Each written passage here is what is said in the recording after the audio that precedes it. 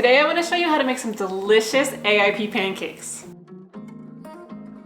So I've actually had this recipe on my blog for I think about like a year or two now, and it is one of my most popular recipes. These are compliant for the Paleo Autoimmune Protocol, so that means they are egg-free, seed-free, nut-free, all of the different things that go AIP compliant. So that means if you're on paleo and happen to need to have no eggs, then they're gonna be great for you as well. So let me go ahead and show you what to do.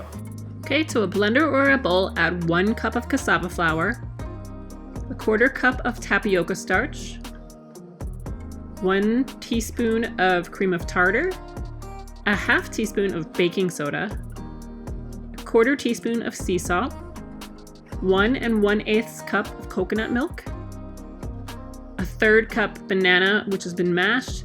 It's about 1 small, or you could use a 1/3 cup of applesauce instead. 1 1/2 tablespoons of apple cider vinegar,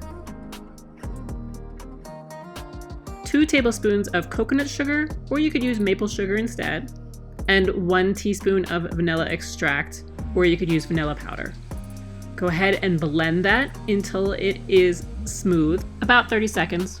You may need to scrape down the sides, or if you have a blender like I do that has the little thing that plunges down, you can use that as well. Or you can mix this in a bowl until smooth. Oh, and also if you want to make these into spinach pancakes, get some hidden veggies in there, all you have to do is add 1 to 2 handfuls of baby spinach into the blender before you blend. Once you have the batter, melt either about a tablespoon of coconut oil or avocado oil on a pan over about medium heat. And then you're going to add about 1 to 2 spoonfuls into the pan to make a pancake shape. You're not going to want to make it much bigger than this because then they will be gummy and they won't cook as well, but the small shape seems to work really well.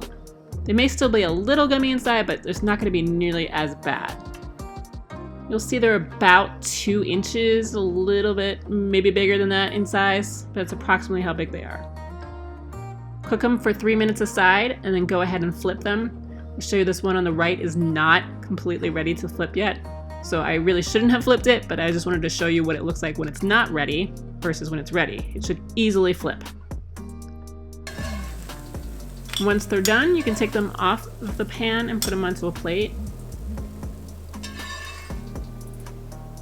And then just go ahead and repeat the process.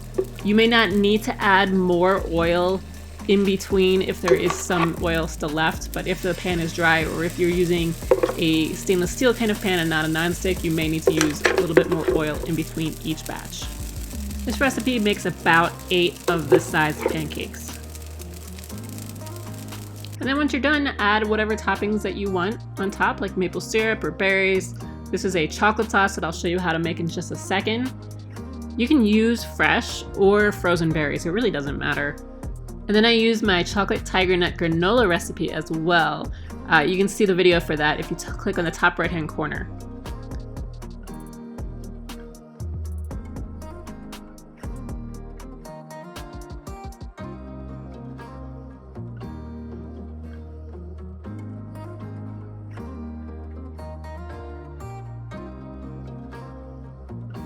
Don't they look delicious?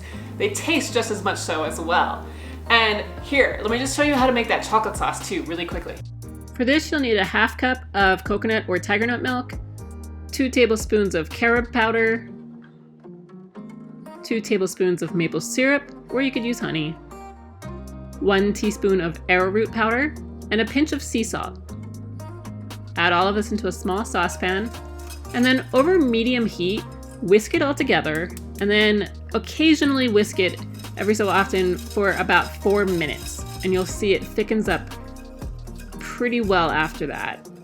You don't want to go too long or else it will be really thick. And there you have it. You have the fixins for an amazing breakfast. And just so you know, these freeze really well too.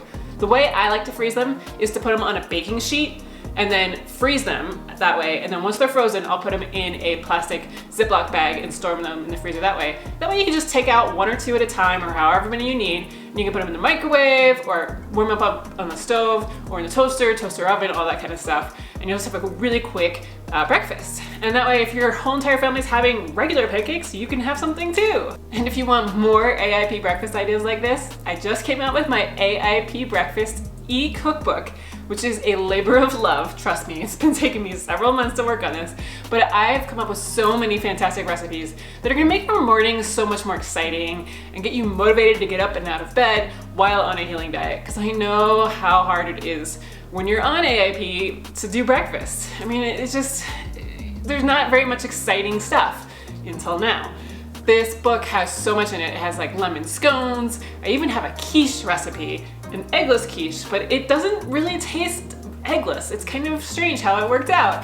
But it's got some porridges, like hot porridges, some cold ones, some yogurt recipes, a whole bunch of breakfast toppings for on top of bowls and yogurt and all that kind of stuff, smoothies and hashes and all kinds of stuff in it.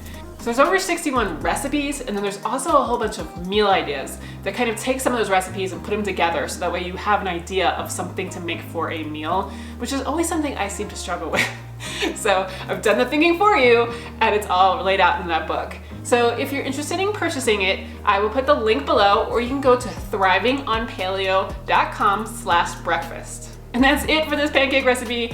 I hope you enjoy it, and tag me on Instagram if you make it and take a picture. I'd love to see how much you enjoy these things.